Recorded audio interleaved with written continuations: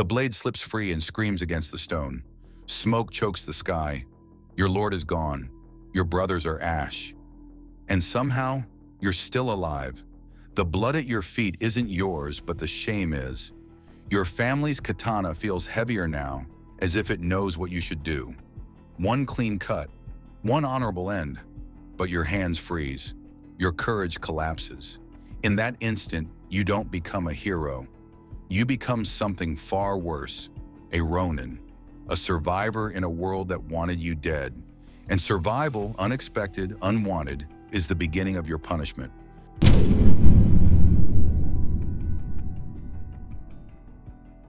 It happened at dawn. Pink and gold light broke over the eastern ridge just as enemy forces crested the hill. You were stationed at the inner gate, third position, a demotion your lord gave you 3 days prior. That small slight stung then. Now it feels prophetic. The screams came first, then smoke. The outer defenses fell faster than anyone predicted. Your captain shouted orders you couldn't hear over your own thundering heartbeat. The first wave hit like a tsunami. You fought with every pattern your father drilled into you. But chaos has no respect for training. To your left, Kenji, the boy who just earned his adult name last month, took an arrow through the throat. He looked at you as he fell, confusion in his dying eyes, as if asking why you couldn't save him. The castle fell in 3 hours. You fought for 2 of them before the impossible became undeniable. When the killing finally stopped, you stood alone in the courtyard, surrounded by corpses wearing your colors. The enemy commander, a man with cold eyes and a scar splitting his face, offered you a choice: join them or die. Exhaustion and shock had dulled your clarity. You said nothing. He laughed and told you to leave. Tell others what happens to traitors, he said. But you weren't a traitor. You were simply alive, and being alive was the deepest betrayal of all. A samurai's duty is to die with his lord. You failed that duty. The shame doesn't wash away with the blood you scrubbed from beneath your fingernails. It seeps deeper into marrow and soul. Your family's name, respected for generations, is now synonymous with cowardice.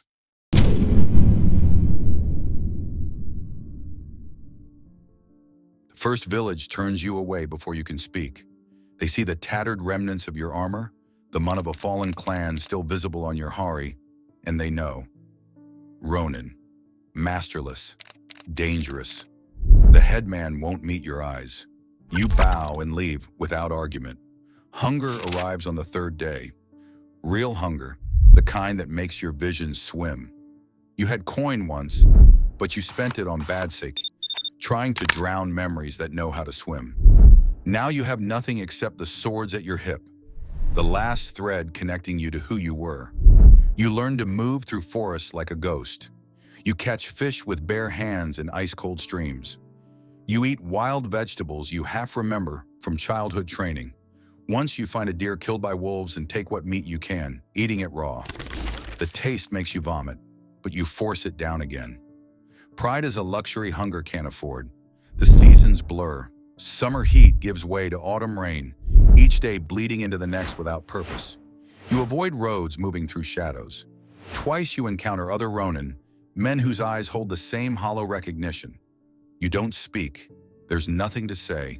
Winter nearly kills you. The cold finds every weakness in your malnourished body. Fever brings nightmares more vivid than waking life.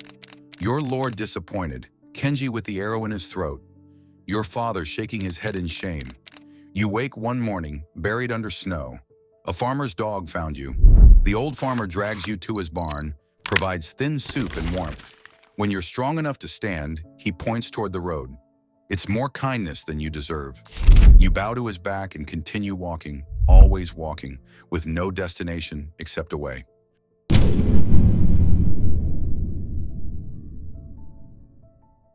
Japan is eating itself. The Ashikaga shogunate's power frays like old rope, and every ambitious daimyo sees opportunity in chaos. The Sengoku period, the Warring States era, grinds ordinary people between the ambitions of great men.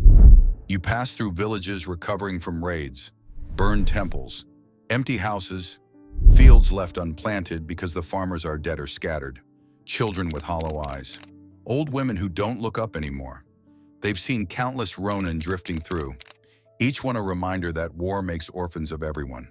The roads are dangerous, thick with bandits who are often former samurai themselves. Men who chose survival over honor and found the choice easier than expected. Once, a group surrounds you at a mountain pass. Their leader demands your swords. You refuse, not from bravery, but because without those blades, you're nothing at all. The fight is brief and brutal. You kill two before the others flee. You vomit afterward, shaking, the dead men's faces already joining the collection that haunts your sleep. Cities offer different dangers. Kyoto teems with displaced people, refugees from a dozen conflicts, Ronin looking for work, merchants navigating impossible politics. The air smells of sewage and desperation mixed with incense and ambition. Here your status means nothing. You're just another failure in a city full of them. The temples offer temporary sanctuary. Buddhist monks don't turn away the desperate. You sleep in temple courtyards, listening to evening prayers in half-understood languages, rhythmic chanting that sounds like what the underworld might sing. Some temples are wealthy, gold leaf catching lamplight. Others are as poor as you, but all maintain the practice, continuing traditions that outlive empires and broken samurai alike. Stay with us. There's more to this journey than just suffering. Like and subscribe if you're invested in seeing where this path leads.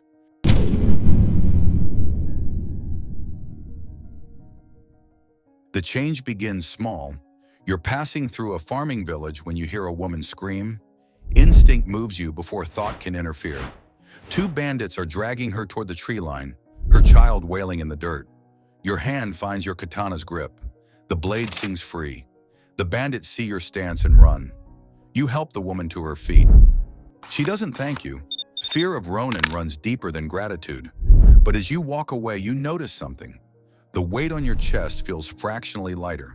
You don't seek these moments, but you stop avoiding them. A merchant's wagon with a broken wheel, an elderly man struggling with firewood. Small acts, meaningless in the vast accounting of your failures, but they become a practice. You realize redemption isn't a destination, but a direction. You can't resurrect the dead or undo your survival, but you can choose what that survival means going forward. In a monastery outside Nara, an elderly monk teaches you zazen, sitting meditation. Your body, trained for violence, rebels against stillness. But you persist, learning to watch thoughts arise and pass like clouds. One morning, after weeks of practice, he says, "Dishonor is not a stain. It's a teacher. What has it taught you?" You have no answer. He nods, unsurprised, and returns to raking gravel. You begin training again, not the kata of your youth, but deeper study. You notice details you missed before. How balance determines power, how breathing controls fear, how the space between movements contains all possibility. The sword becomes a meditation tool, each swing a question, each stance an answer. You're not trying to become deadly, you're trying to become present, whole. A wandering swordsman challenges you outside a tea house. He's young, hungry for reputation. The fight lasts 3 moves. Your blade stops a hair's breadth from his throat. You could kill him, should kill him by old codes. Instead, you step back, resheath your sword, and walk away. He calls you a coward. Maybe he's right, but you realize you don't care about his opinion. That indifference feels like freedom. You take work guarding a merchant caravan. The pay is modest, the work boring, mostly just walking and watching. But the merchant treats you fairly. One night around the fire, the other guards share stories. You listen without contributing, but your silence isn't hostile anymore. It's contemplative. These men know loss too. The human condition is suffering. The human gift is persisting anyway.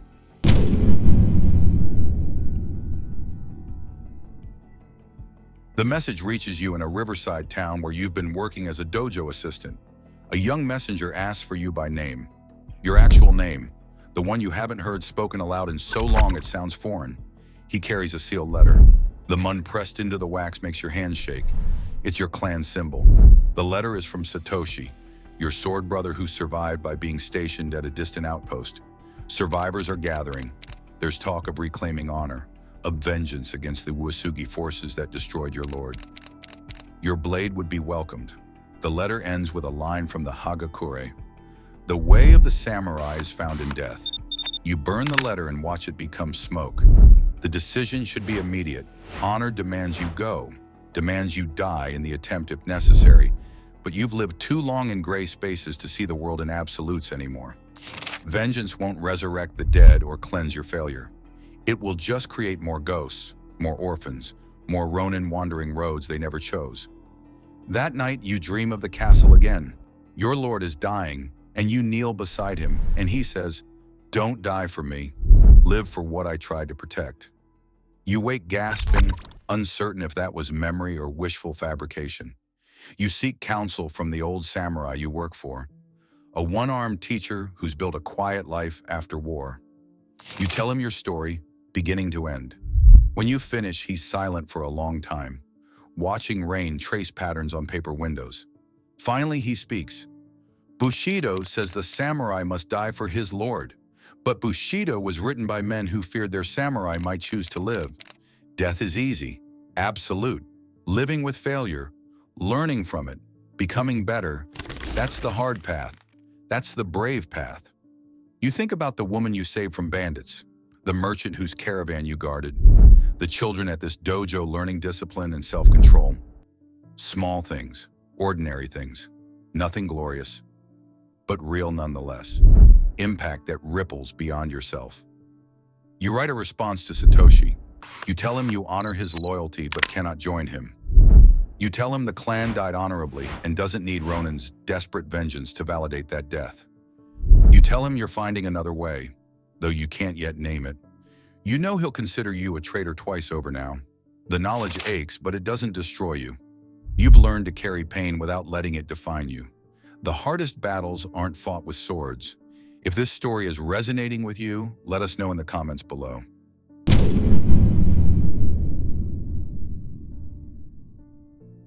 Spring arrives like a promise nobody asked for, but everyone needs. Plum blossoms emerge first, pale pink against dark branches, beautiful and temporary. You're watching them when a group of travelers arrives, refugees from another burning village. Among them is a child, maybe 7 years old, silent and hollow-eyed in that particular way that marks trauma. You find yourself drawn to the silent child. You practice kata in the morning, and the child watches from the doorway. Days pass.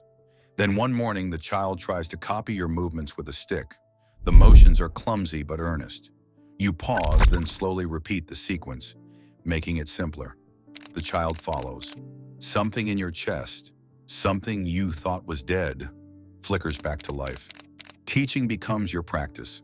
Not just this child, but others. The dojo grows quietly as word spreads that the one-armed master and his assistant accept students regardless of their ability to pay. You teach them discipline before technique, breathing before striking, how to fall safely before how to throw.